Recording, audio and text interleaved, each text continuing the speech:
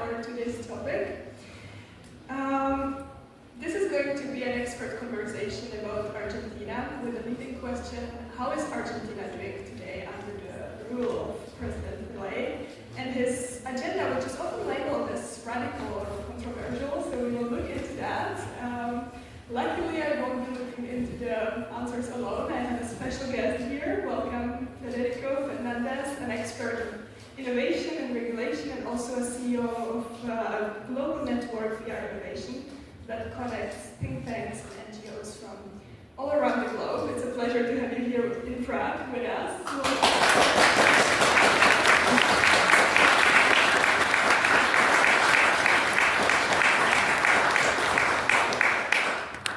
Would you like to elaborate first on what your network is doing, just so we know where you are coming from?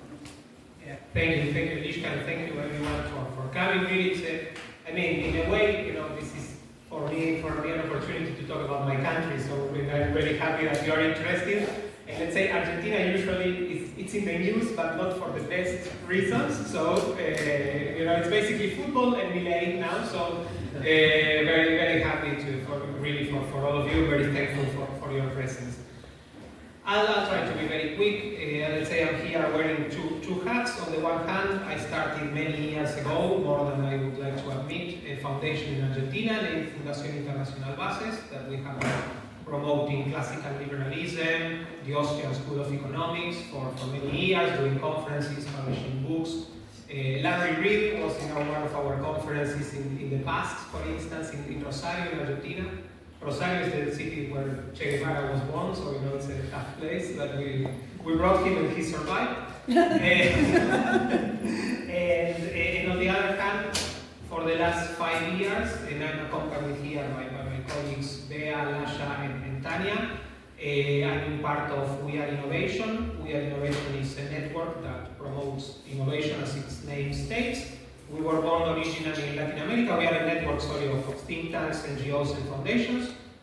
The network was born originally in Latin America, but then we expanded, and currently we are 50 partners from 4 different continents, and always looking for more partners. So if you are part of an organization and you're interested in organization, let's talk. We'll be here all weekend. We have a booth in the fair as well. Talk in a nutshell, that's it.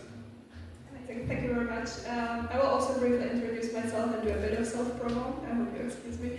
I'm representing the European Correspondent, which is a pan-European independent media outlet. We publish daily newsletters about Europe, local context. We have correspondents in every European country, so that's something you might be interested in. I will be happy if you check them out.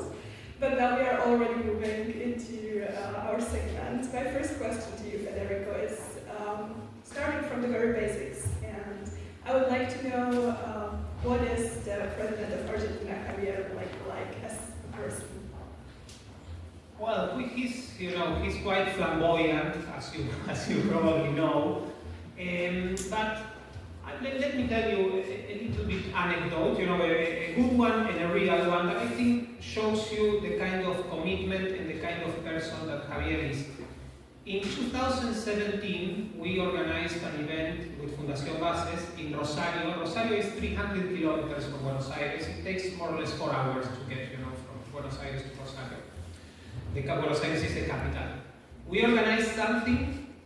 I knew Javier, but it's not that we were best friends or anything like that. But he knew that we were going to do something to promote Austrian economics, to promote the ideas of classical liberalism. So he came early in the morning by car.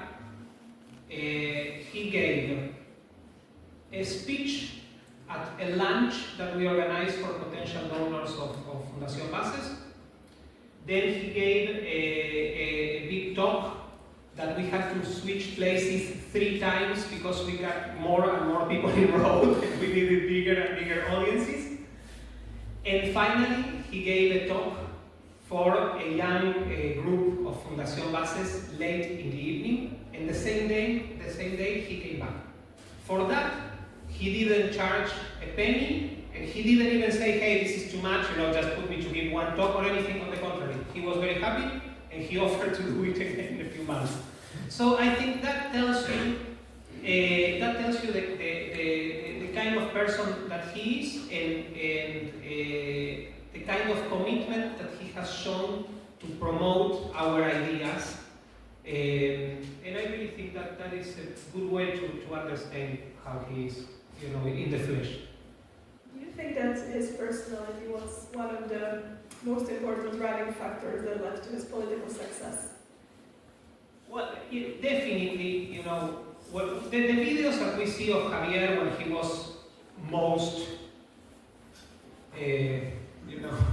effervescent, if we are from the time that he was not a politician yet. This was 2016, 2017, when he was gaining prominence in media, particularly with the shorts on social media. And those videos come from, shows that he was invited, that it was basically 5 lions against him. And it was either being like that or being eaten alive. And really the methodology worked. He has moderated in many ways. Definitely there's an aesthetic part of the phenomenon of Milei, the hair, which I highly envy, the hair, the leather jacket, and many things, the eyes, everything. There is that, of course, that played a part. I think also, Javier also, he's a brilliant economist and very much influenced by the Austrian School of Economics. That definitely is very important, is part of this mix.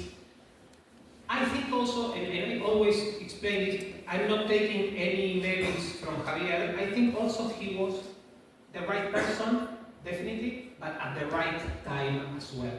And that is the second part to understand the Milei phenomenon. And that's exactly my other question. So, what was the situation in the country like in the time that Milei became president? What was the social-economic situation and also the political atmosphere in the country? This, we could be speaking until Sunday evening about this, so I'll try to be very, very short and summarize. Argentina for several decades has been culturally dominated by, to put it bluntly, leftism and statism. The state had all the answers, private sector needed to be suffocated for whatever reason all the time, and the state was always right. Taxes were good, private initiative was bad, etc., etc. That was the climate, and that climate also because of how populism operates. Populism is like, there was this movie of Spain that continued to grow and ate everything. Populism is a little bit like that. When a party becomes populist, all the others, due to the nature of political competition, have to become populist. And there was no real change. It was just, switching about vanilla and, milder vanilla. That was how it was.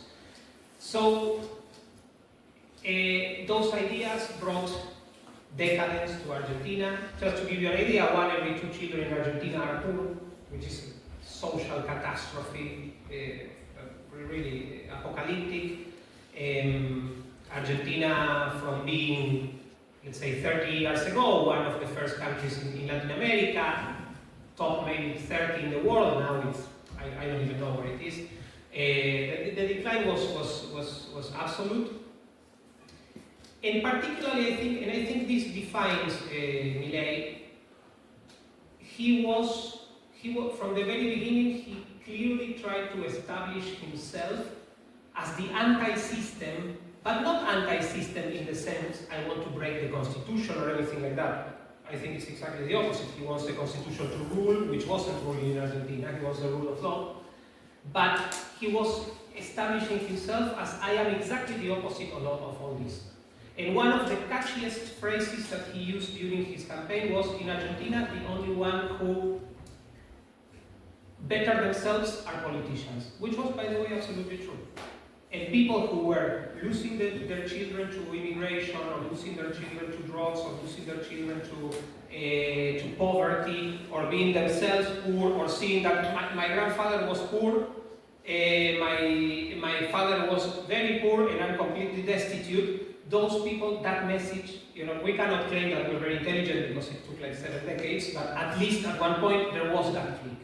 And that is the part. That's what allowed Milei to run the campaign that he ran. He ran a campaign telling the truth. It was a very colorful campaign, but he was, one of the talking points, I said this last year here in the LibertyCon, one of the talking points of Milei during the campaign was, we need to do a labor reform to make firing easier.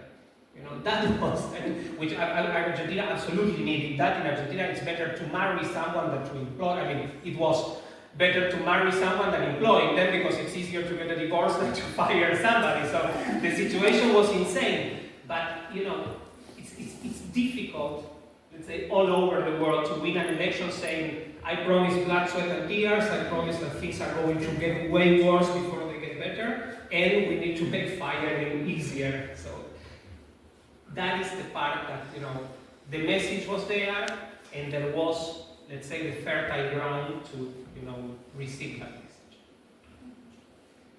Well, it is true that Milei was very transparent about his intentions, about the cuts that he was planning to do, and he really started implementing these policies as early as possible after he took the office. He reduced significantly funds for many public institutions, among other things, and that also included educational institutions, some of them.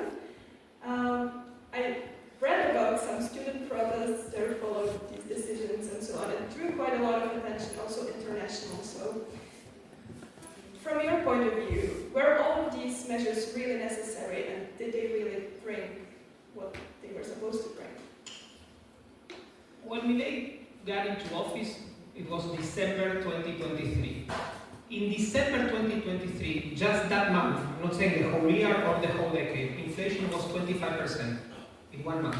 So Argentina was, I think it was in hyperinflation territory, which already we had in the past.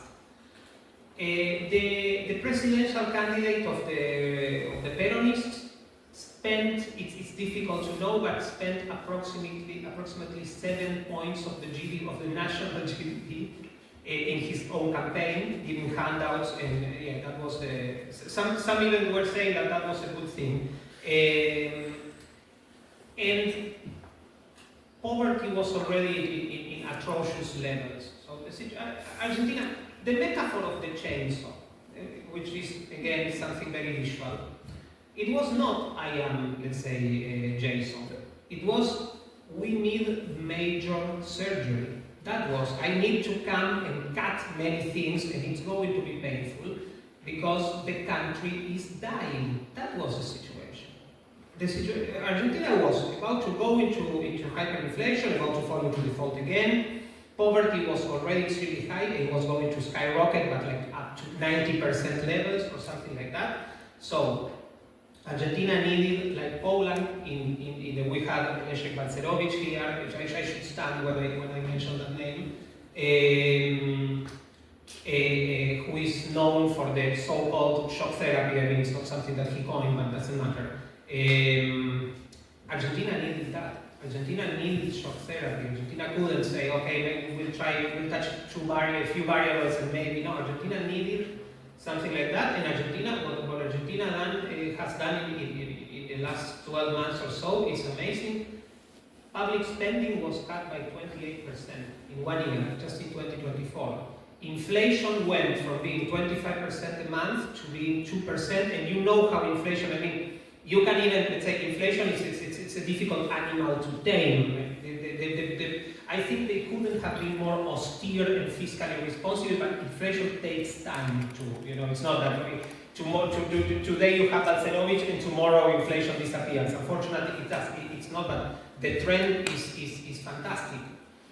And poverty went up the first 6 months. And this was I think a media disfiguration. This is like, you had a patient, somebody who had a horrible accident. They take them to the hospital, and they put them, for instance, an artificial respirator, and they put them all these tubes. And somebody comes and says, "Hey, the guy before coming to the hospital was breathing without the respirator. No, I mean, it's not, no, he was about to die, and what we're doing is saving him. Of course, you look at him like, now he looks horrible, you know, it's in a stretcher, you know, with all apparatus keeping him alive. That's what happened the first 6 months. And now, even just it took 6 months, and you saw, and we started seeing how, well, inflation started plummeting even earlier, and poverty has declined a lot. And the last number that we saw is that between the peak that was at the half 2024 of 52% apparently, approximately, sorry, it went down to 38%. These are millions of people. And extreme poverty, let's say percentage-wise, was declined even in a sharper manner. So what he has done is working, definitely. It's what Argentina needed, and it's what people voted. Because he's doing exactly what he said he was going to do. This is why when people say, oh, but Milei still has more than 50% of endorsement in every poll. Yes, because I mean he didn't lie. He didn't say we're going to have milk and honey in 2 months because of my hair, the power of my hair. No. He's not the power of my hair, for sure not. But he said what he was going to do, and people voted for that. And so yes, I think it's definitely what we needed. Is that also the reason why the public support of Milei is remaining quite high, despite all these cuts and despite the fact that poverty increased in the first months after he started as a president? So is the transparency the key to maintaining the public support in this case? Yes, it is a part, because I think, and this is what makes me the most optimistic. I think Javier has a lot of fantastic qualities, and definitely he was the right person now. But I think also he's let's say, I was talking to a friend earlier during lunch, and he's, at the same time, he's a factor of what we are, a catalyzer of what we are living, but he's also an emergent of something that is deeper, and let's say it's more profound and is bigger than him. Because his message would have never, caught fertile soil if there wasn't that soil. And as I said, Milei's campaign was suicidal. He was really saying, hey, vote for me, it's going to be very painful. Vote for me, we're going to go through very tough times. Vote for me and I'm going to cut everything. It's chainsaw coming. And people voted for that. The vote for Milei is the most reasoned out vote that there was in the last election, and that's why the support is there. Because, and now thanks to social media, people knew what they were getting. People really knew, it was not, and again, this remains to be seen. Sometimes I've seen out of being too optimistic, so please take everything I say with a grain of salt. There were two ways to understand why Milei won. One was, hey, this is a vote to the Joker, a guy who wants to, burn things, He wants to burn everything to the ground, and who's the best guy to do that? Milei. Probably he was not the best guy. I mean, the extreme left has been offering that for decades now. I mean, and we know, they deliver about that. If you want to destroy society, just put them in power, and you get that. That can be an explanation of the Milei vote. Okay, yeah, people were fed up with good reason, and they just voted somebody, hey, here is the gasoline, here is the lighter, please burn everything. The other thing is people realized that we have had the state present in our lives for 70 years. We have lived in a world of social justice for 70 years, and 1 every 2 children is poor. And people really understood that was not the way, and Milei's message first got into the young people, and those young people convinced their parents and their grandparents, and people who voted for Milei knew what they were getting. I think this is the more likely explanation. Could you explain in greater detail some of other flagship policies that he introduced, except from the cutting funds of the public institutions, something that contributed significantly to the success with tackling inflation? Well, there are many. It's been, let's say, a very multifaceted approach. What Milei has done, and again, we could be talking for a long time. I mean, the public spending cuts should not be underestimated, because in 1 year, the public spending on the national level has lowered by almost 30%. That's really a lot. I mean, that's a good first step. that's very good. Another very positive thing is that our central bank, I mean, Argentina was, we had 25% inflation in 1 month, in part because the central bank, Argentina had already closed, could not access the markets for debt because it was Argentina, and the central bank had become the barman of an alcoholic, of a fiscal alcoholic, that was the state, that was the government. So every time the government needed money to run whatever program, the central bank was printing. The printing presses was, that was a booming business, definitely, and that was going to take us to hyperinflation. So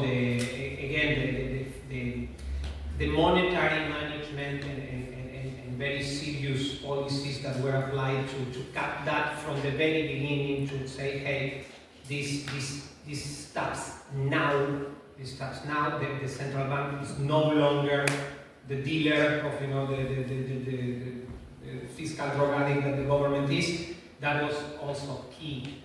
And let's say, just to mention another one, I could mention several more. The process of deregulation that Argentina is going through, I think it's something that hopefully will be studied in the future and could become a blueprint from many other countries. Because this is done, I mean, not only by him, please, but there's a gentleman named Federico N, and he's in charge of the deregulation efforts of the government, and he's doing an amazing job. The first, one of the first. I mean, this is something also that, and we have to remember this, please, because we have to be more optimistic. Milei has a secret weapon, so to speak, that is classical liberal policies work. We should never, because, for instance, in the morning, please, everything was ready. At one point, everybody was mentioning all the failures of socialism. Yeah, socialism fails because of it. It's true. The other side of that coin is that our policies work.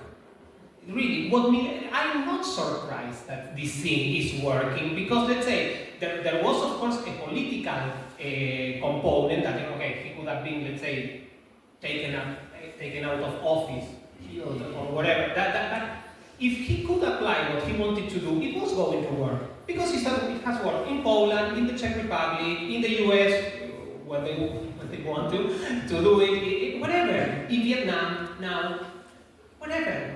I think Ben Powell, an economist, he had a saying like, show me a country that is economically free and it's either rich or growing fast.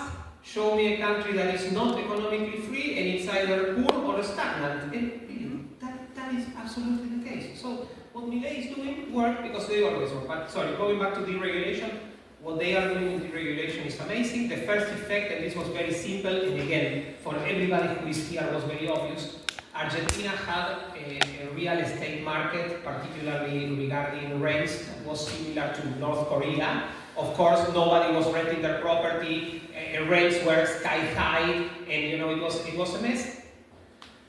They liberated that. What happened? Rents went down, and there are more apartments to be rented. So, magic? No, the free market. Deregulation really is operating very well. Thank you. Before we dive into another segment, I would like to open the floor for questions from the audience. If there are any, please don't be shy and raise your hand. Right, there's one.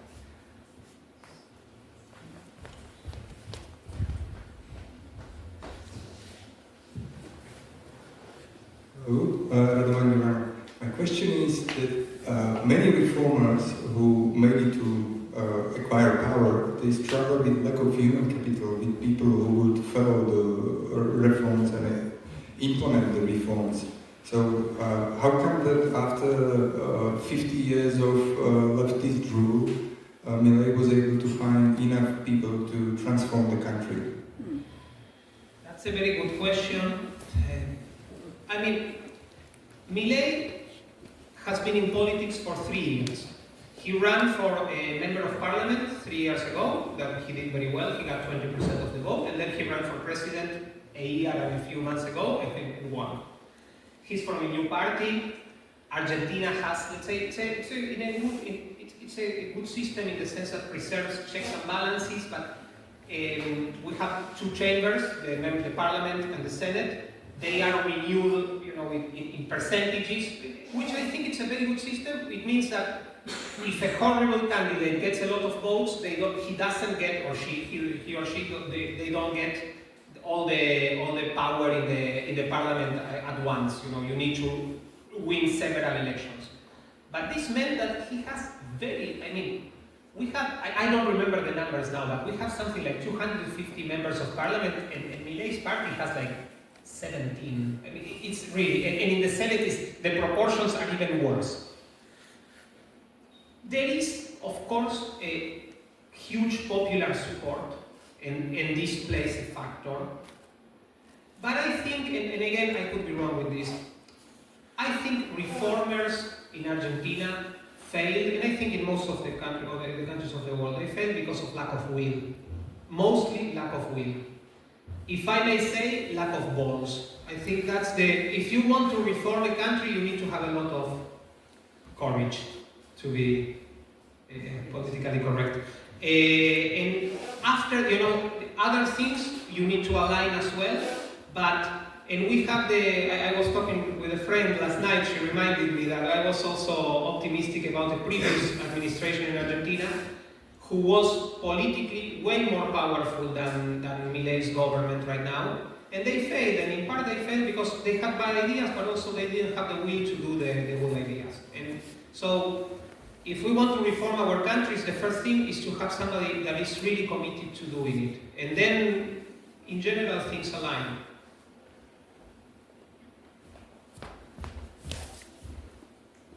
You mentioned around 50% support so far. My question is, how do you view the long-term continuity of those reforms? Do you think that in 20 years we'll be looking at Milei as a fluke that passed away and Argentina returned to the old ways? Or do you think this is the start of a new beginning that will be continuous and there will be more people who will have public support to pick up the torch and do the reforms until the very end? Thank you. Thank you for the question. That's the $1 trillion question. I am optimistic, and I've been saying more or less why. I think young people support these ideas. I think these ideas have, thanks to technology, thanks to social media, they have disseminated in a way that it was impossible 10, 15 years ago. It's amazing the transformation that we've seen. I remember when we started my foundation in Argentina 20 years ago, it was a different world. It was a completely different world. And I think because of our huge failure, the situation can be comparable to some of the countries in Central Europe. It's unlikely that communism will come back here, through democratic ways, because people still remember, and I think they will remember for a very long time, what that was. We didn't have communism, we had something almost as bad, and for many decades, and I think that, that scar will last for a long time, so hopefully, but of course I could be wrong. In 20 years we can be at the LibertyCon, in, I don't know where, in Moscow maybe, if times are better, and we'll discuss. I don't know.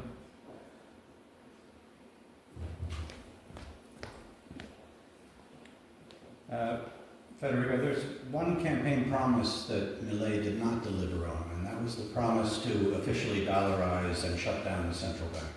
So what's happening there? Is that still possible, or is that dead? I don't think, please, this is me speaking, this is not, let's say, I don't have insider information or anything like that, so I'm just saying this because I could be completely wrong. I don't think the idea is dead. I think they haven't found the right timing yet, and I think it's something that it's still there.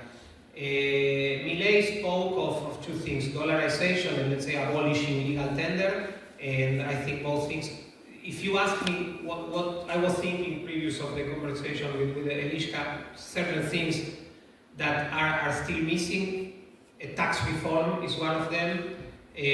More emphasis on free trade. We can also talk about that. And the third one is dollarization and abolishing legal tender. I think they are setting the pieces in place to do so. I think they were the monetary situation of Argentina. I mean, probably you understand it way better than I could.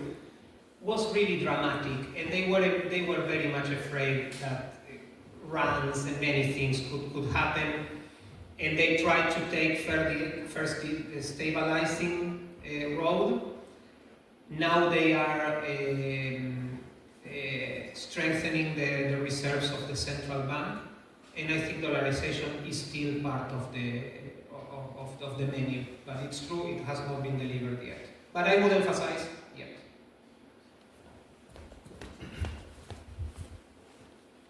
I wanted to ask, please, about the privatization efforts. How is it going?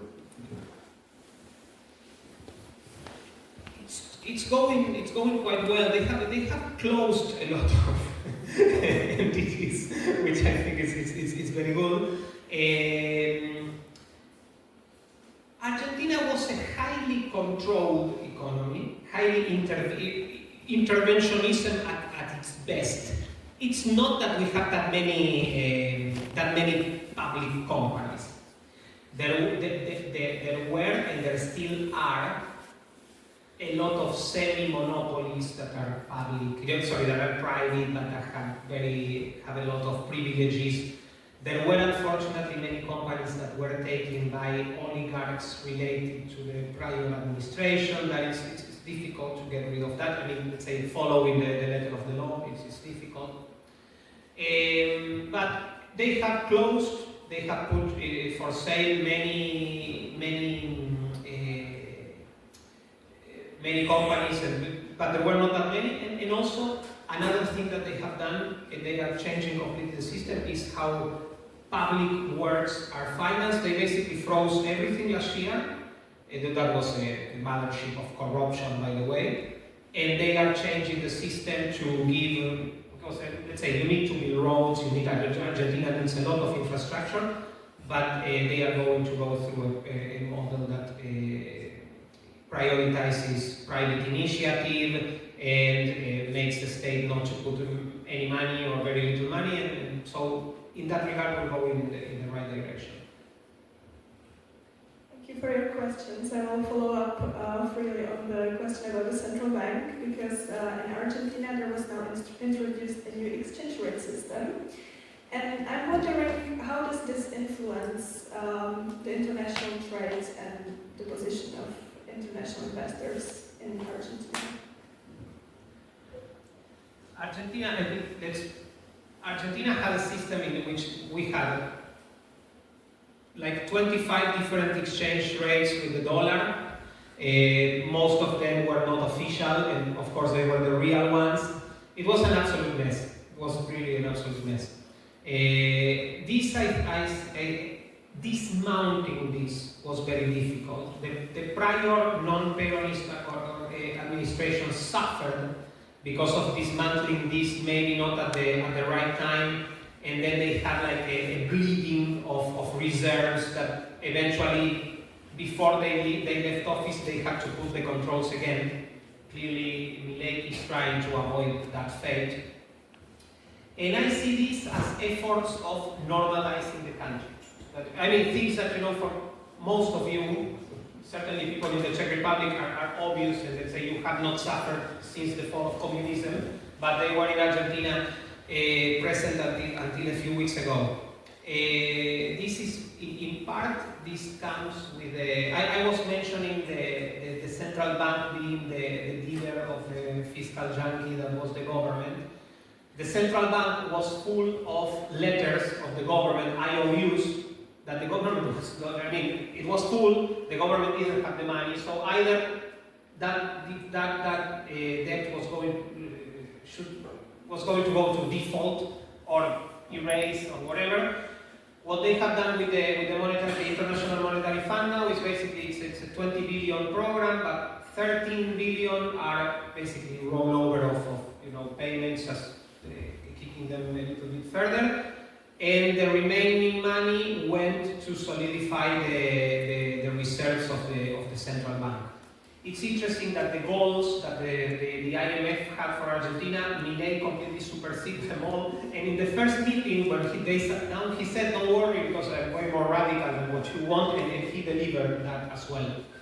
So this is, again, going into the direction of normalizing the country, stabilizing the country, and making Argentina look like a normal country. It would have been, of course, in the ideal world, this should have been done the first day of Milei taking office. We have Larry Reid here, so we can have a conversation with him later, but that would have been dangerous. And we have to remember that Milei still has a brutal opposition, because the Peronist party is the mafia party. It's a mafia. I mean, it's not. Don't think of it as a normal political party. It's a mafia. It's a party that only wants to get into power, no matter how and no matter what they have to do to get there. And they of course they are waiting for whatever misstep to try to create a scenario in which Milei is either deposed or has to resign. So I like to judge the Milei administration in the following way. It's a new government run by a person who has been in politics 3 years.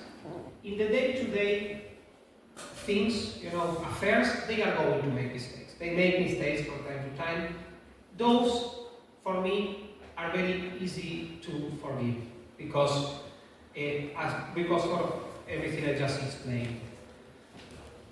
The timing, I also like to give them the benefit of the doubt because I am here sitting very comfortable. It's easy. Sitting on my couch, I play football better than Messi. But if you put me in the pitch, I run 2 meters and probably have a heart attack. So it's again the timing. I defer to them in the sense, hey, maybe they know things that I don't know. What I am relentless, and so far they have not betrayed my trust, so to speak, is in the course that they have set and where they want to go. And in that regard, I think the course is perfect and where they want to go is perfect, and none of the principles and the ideas that I defend have been let's say, altered or changed or forgotten. So I think that's the best way to judge what Milei is trying to do and how he's going to do it. From time to time, I hope, knock on wood, this doesn't happen, but if they are going to, please, again, excuse me last time, there will be fuck-ups. There have been fuck-ups, there will be fuck-ups. Please, remember it's a guy who's been in politics for 3 years. 3 years, not 30, like the average politician, that never worked in the private sector and has been in politics forever. So there will be mistakes, there will be things, but the important thing is where he's going. If there's a mistake here and there, I think we can be a little bit forgiving. Yeah, speaking of mistakes or things that didn't go exactly to the plan, quite recently, also at the beginning of the session, you mentioned that Argentina is often in the global media, not in a very positive light. And one thing that made the headlines, the global headlines, quite recently was the cryptocurrency scandal that happened in Argentina. Could you shed some light on that? What really happened and what are the consequences? Has it influenced public trust in the president in any way? To the second part, no. It didn't influence public trust at all. It was it was a storm in a teacup. It was a mistake. Why this happened, I don't know. I think it's because Javier is a good guy, and sometimes he could be taken advantage of. But let's see what this happened. He owned it, and he said, I messed up, it won't happen again. All this happened in 2 hours, by the way. But he didn't say, oh no, this is a conspiracy, I didn't tweet, I was hacked. It was, Russian bots from wherever. No, it was, hey, I made a mistake, my bad, sorry. So, again, I think that's the best way to proceed when we make a mistake. You're slowly coming to the end of the session, so one last chance if there's any question from the audience.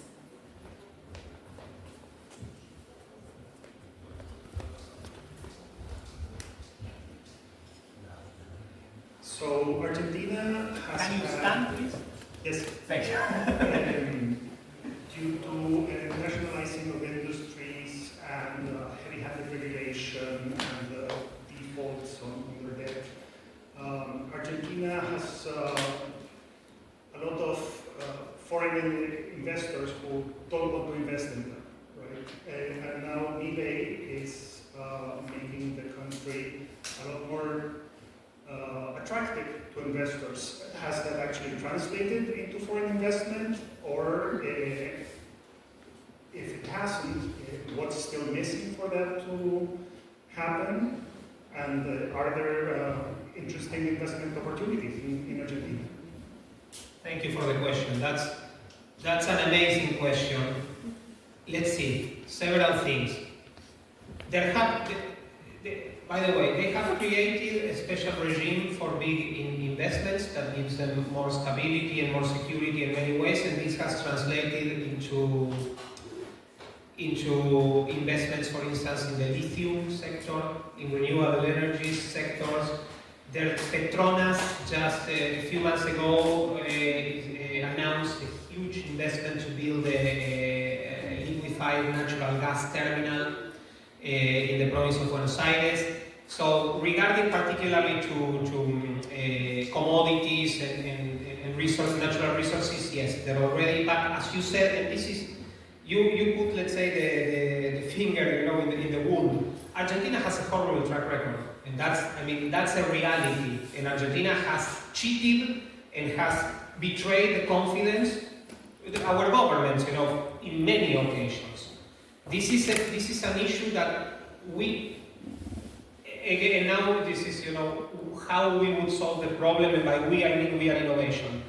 We are working a lot on a project for Argentina to adopt the flat tax, a similar, basically copied from Estonia. We are really admiring what Estonia has done, and Argentina needs to, let's say, give a punch on the table. We really need to show that, hey, our bad ways are changing, and we have to become attractive. Because the other thing is, it's my country, I love it, we have very good, let's say, beef, we have very good football players, but we are a poor country, we have a lot of problems, and we are a very isolated country as well. It's not that Argentina, geographically and in many ways, it's not that people are thinking of Argentina like all the time and, oh, I'm desperate to sign a check to go to Argentina. So we need to become more attractive. And one way would be to have a 13% flat tax. In all the other ways, identical as Estonia. If you keep the money in your company and it's reinvested, it's not taxed. It's only taxed when you realize the gain, which is also, by the way, the fairest way to tax people. If there's such a thing. And that would be. The other thing would be dollarization, because that would be a way to, let's say, hopefully kill two of the dragons that historically have burned a lot of people of Argentina, which is taxes and which is, monetary mismanagement, which leads to inflation, controls, etc., etc.